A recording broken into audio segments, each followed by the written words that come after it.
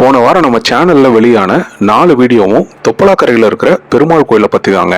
பொதுவா நம்ம சேனல்ல இருக்கிற எல்லா இடங்களை பத்தின தகவல்களும் ரொம்ப சுருக்கமா தான் இருக்கும். ஆனா இந்த தொப்பலாக்கரையை பத்தி பாலச்சந்திரன் ஐயா கிட்ட ஒரு தடவை கேட்டப்ப அவர் சொன்னதை அப்படியே உங்ககிட்ட சொல்றேன். விருதுநகர் மாவட்டத்தோட முக்கியமான வரலாற்று சின்னங்கள்ல தொப்பலாக்கரையும் ஒண்ணு.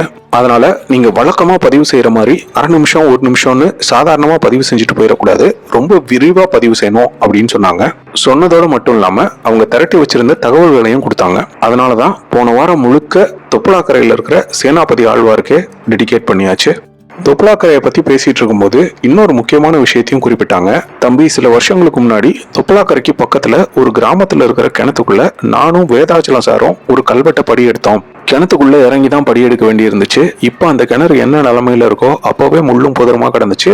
நீங்க அந்த பக்கமெல்லாம் போக வேணாம், கிணத்துக்குள்ள இறங்கினா உயிருக்கே ஆபத்தா முடியும், சும்மா உங்களுக்கு தகவலுக்காக சொன்னேன் அப்படின்னு சொன்னாங்க.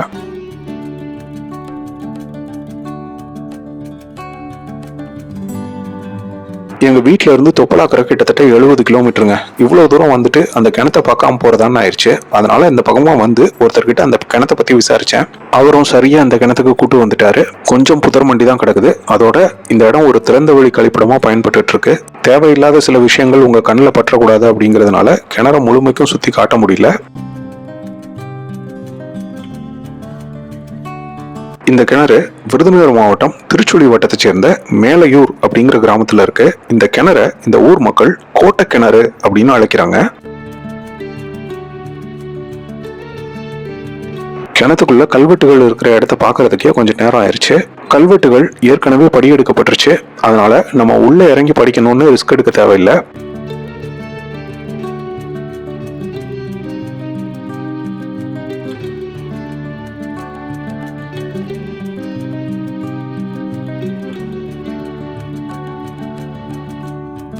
திரையில வலது பக்கம் இந்த 2 பலகை கற்களுக்கு இடையில ஒரு கல்வெட்டு இருக்கு பாருங்க, தெரியுதா? அந்த கல்வெட்டு பாண்டிய பேரரசன் 1ஆம் மாரவர்மன் சுந்தரபாண்டியரோடது.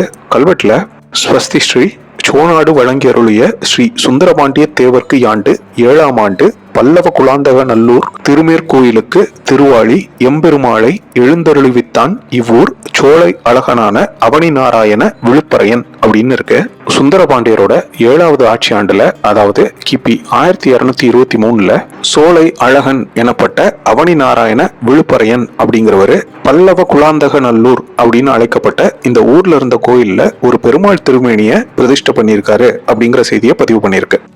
மற்ற 2 கல்வெட்டுகள் கோயிலுக்கு வழங்கப்பட்ட தானங்களை குறிப்பிடுற துண்டு கல்வெட்டுகளா இருந்தாலும் சில முக்கியமான விஷயங்களையும் பதிவு பண்ணியிருக்கு. இந்த கல்வெட்டோட 3வது வரியில பாருங்களேன், சந்திரகுலபதி அப்படின்னு தெரியுதா? பாண்டிய அரசர்கள் சந்திரகுலத்தை சேர்ந்தவங்க.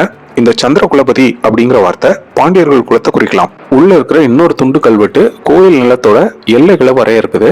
உள்ள இருக்கிற துண்டு கல்வெட்டுகள் சுந்தரபாண்டியரோட காலத்துல இந்த ஊர்ல இருந்த கோயிலை சேர்ந்த கல்வெட்டுகளா இருக்கலாம். பிற்காலத்துல அமைக்கப்பட்ட இந்த கிணற்றை வலுப்படுத்துறதுக்காக கோயில்ல இருந்து உதிரி கற்களை கொண்டு வந்து இந்த கிணத்துல பதிச்சிருக்கலாம்னு நினைக்கிறேன்.